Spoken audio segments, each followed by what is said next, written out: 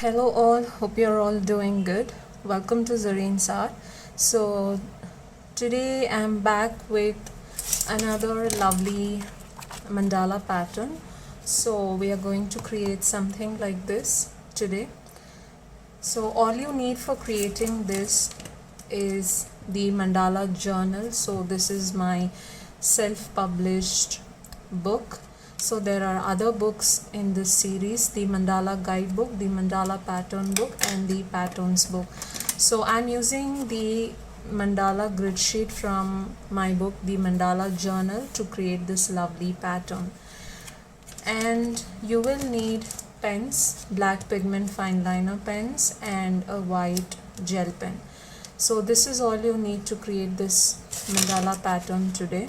Now if you would like to purchase my books, then kindly head over to my website zareensart.com. So we'll be sharing the link in the description below.